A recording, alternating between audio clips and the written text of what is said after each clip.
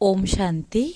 2 फरवरी 2023 आज शिव बाबा के मधुर महावाक्य हैं। मीठे बच्चे, एक ईश्वर की मत ही श्रेष्ठ मत है, जिस पर चलने से ही तुम सच्चा सोना बनेंगे। बाकी सब मतें असत्य बनाने वाली हैं।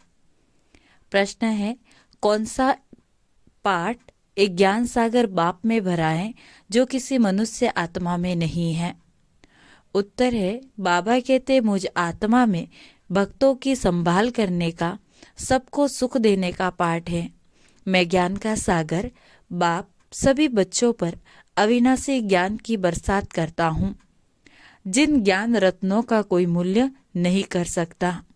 मैं लिबरेटर हूँ, रूहानी पंडा बन तुम आत्माओं को वापिस शांति धाम ले जाता हूँ। यह सब मेरा पाठ है। मैं किसी को दुख नहीं देता, इसलिए सब मुझे आंखों पर रखते हैं। रावण दुश्मन दुख देता है, इसलिए उसकी एफिजी अर्थात पुतला बनाकर जलाते हैं। गीत है जो पिया के साथ हैं। ओम शांति। बाबा ने ओम का अर्थ तो बच्चों को समझा दिया। ओम अर्थात अहम आत्मा, बस अर्थ ही इतना छोटा है। ऐसे नहीं कि आई एम गॉड। पंडितों से पूछेंगे ओम का अर्थ क्या है तो वह बहुत लंबा चौड़ा सुनाएंगे और यथार्थ भी नहीं सुनाएंगे। यथार्थ और अयथार्थ, सत्य और असत्य। सत्य तो है ही एक बाप, बाकी इस समय तो है ही असत्यता का राज्य। राम राज्य को सत्य का राज्य कहेंगे, रावण राज्य को असत्यता का राज्य कहेंगे। वह अयथार्थ ही सुनाते हैं।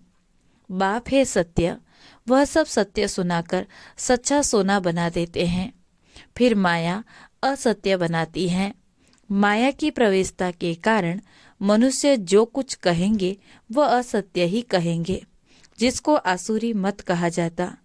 बाप की है ईश्वरीय मत, आसुरी मत वाले झूठ ही बताएंगे।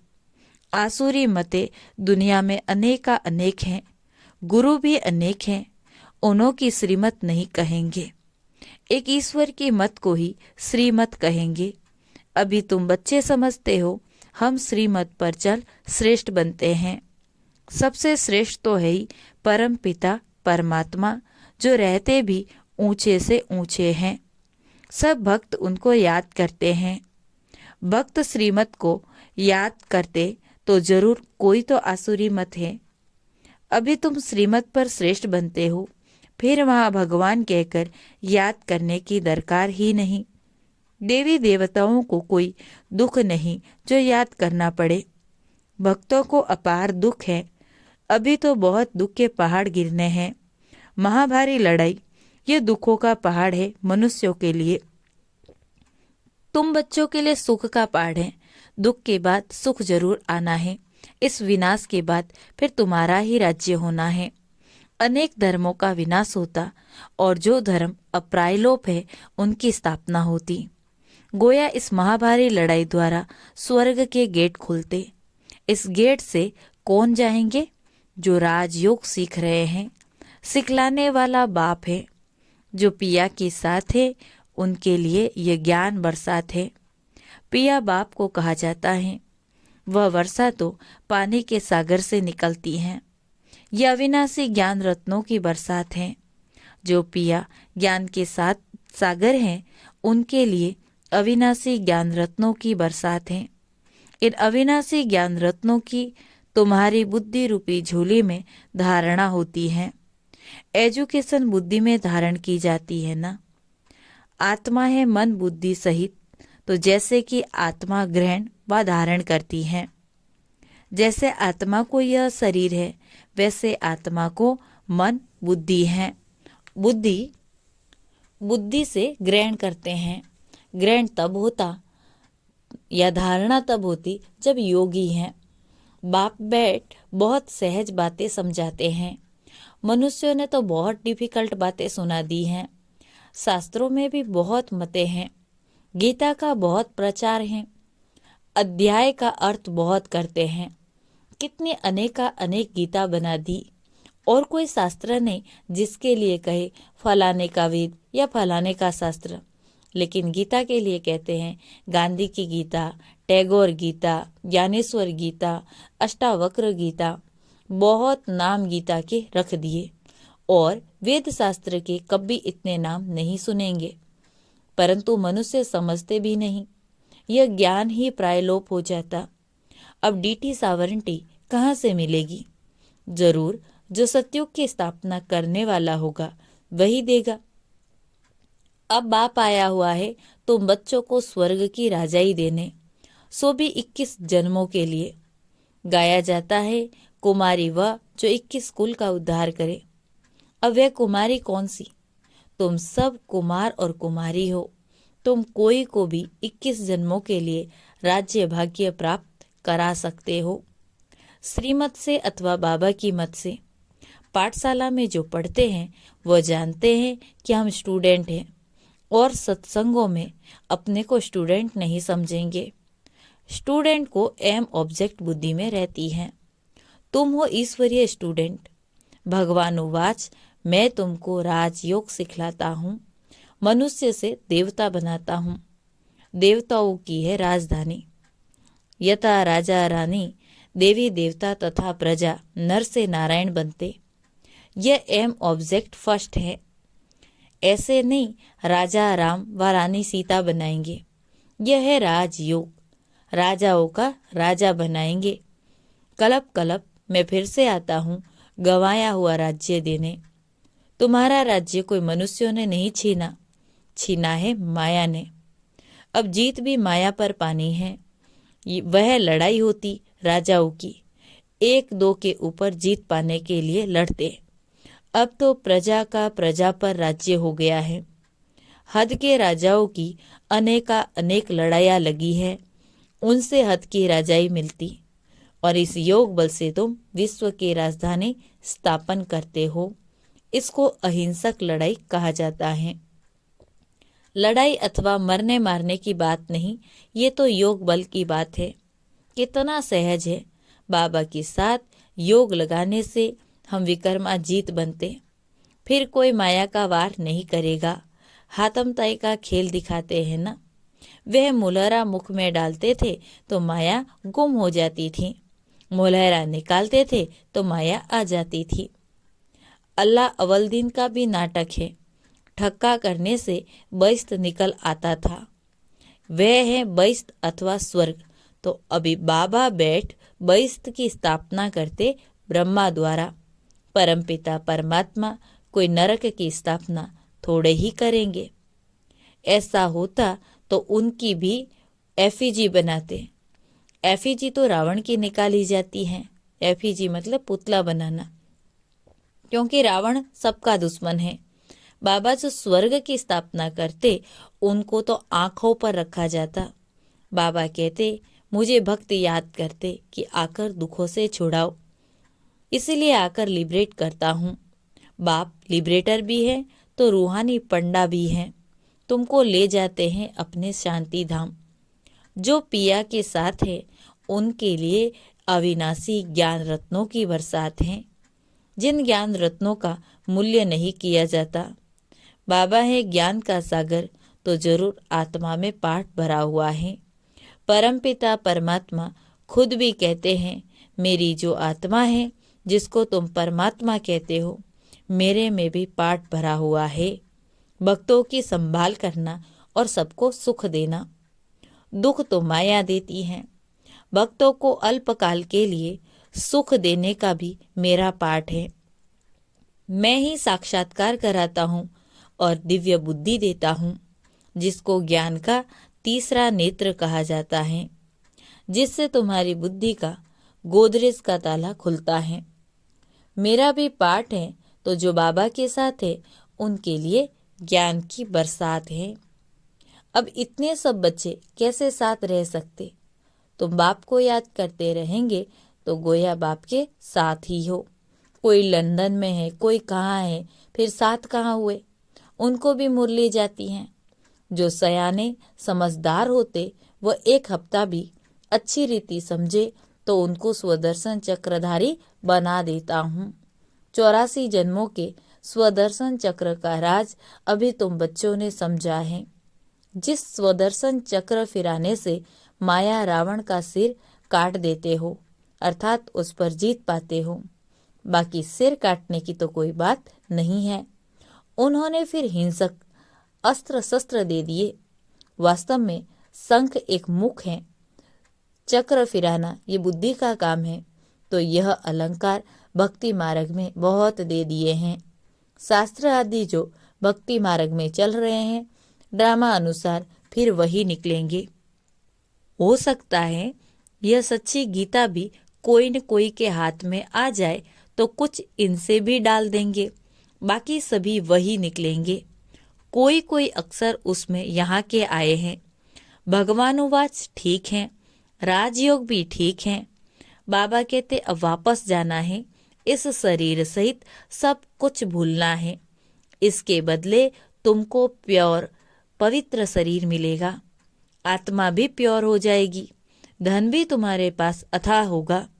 तुमको बहुत लोभ है, परंतु इसको शुद्ध लोभ कहा जाता।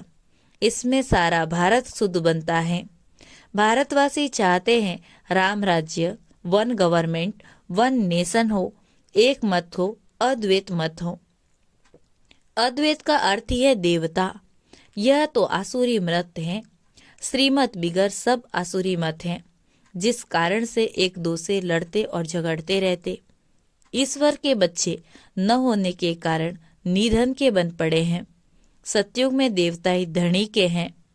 वहाँ जानवर भी कभी लड़ते नहीं, यहाँ तो सब लड़ते झगड़ते हैं। सतयुग में सबको बेहद का सुख है। अब तुम बच्चे जानते हो, हम बाप से ईश्वरीय जन्मसिद्ध अधिकार ले रहे हैं। ईश्वर सम्मुख है ना। कहते हैं मैं कलप कलप आता हूँ स्वर्ग स्थापन करने। तुम बच्चों के लिए वंडरफुल सौगात लेकर आता हूँ। बाबा कहते मेरे लाडले सिखिलदे बच्चों, 5000 वर्ष के बाद आकर तुम मिलते हो, ऐसे और कोई कह न सके। भले अपने को ब्रह्मा विष्णु शंकर कहलावे, परंतु ऐसी बातें किसी को भी कहने आएगी नहीं। इसमें कोई कॉपी कर न सके। बाबा कहते मेरे लाडले सिखिलदे बच्चों, 5000 वर्ष के बाद फिर से आकर तुम मिले हो। सिर्फ तुम ही, बहुत बच्चे मिलते रहेंगे। राजधानी स्थापन करने में बहुत मेहनत लगती। राजा रानी एक, फिर उसके बाद बच्चे वृद्धि को पाएंगे। भारत में प्रिंस प्रिंसेस कितने होते होंगे? समझो लाख 2 है, प्रजा होगी 40-50 करोड़ की। तो मंजिल बहुत बड़ी है। बाप की नॉलेज यह है तो कितना अच्छी रीति पुरुषार्थ करना चाहिए। बाबा कहेंगे राजाओं का राजा बनो, ना कि प्रजा। बनेंगे वही जो कल्प पहले बने होंगे। हम साक्षी होकर देखेंगे कौन किस प्रकार का वर्षा लेते हैं। कोई तो एकदम पकड़ लेते, मोस्ट बिलवेड बाप है। चुंबक पर सुइयां खींच कर आती हैं। कोई जंक जास्ती होती, कोई कम होती। नजदीक वाले एकदम आकर मिलेंगे, साफ सुई झट खींच कर आएगी।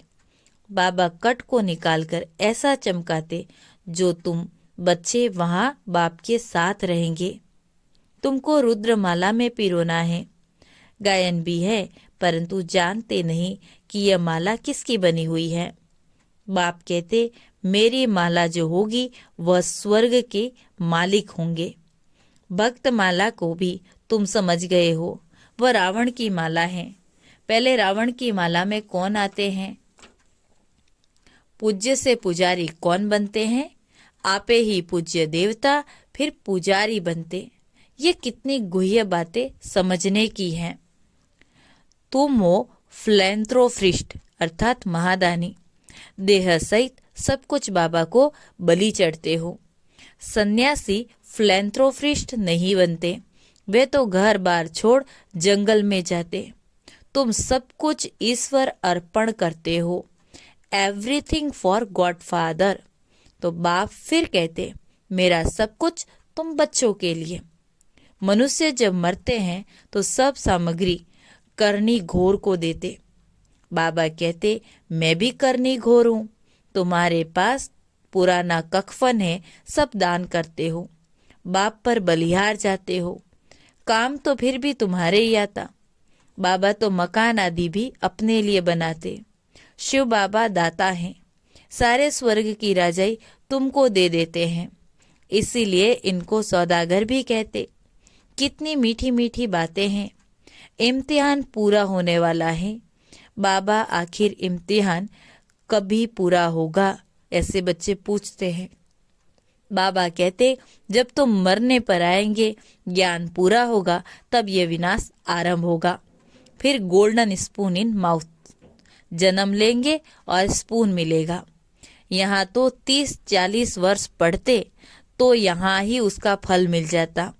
तुम्हारा तो भविष्य के लिए है। भविष्य जन्म तुमको मिलेगा तो तुम प्रिंस बनेंगे।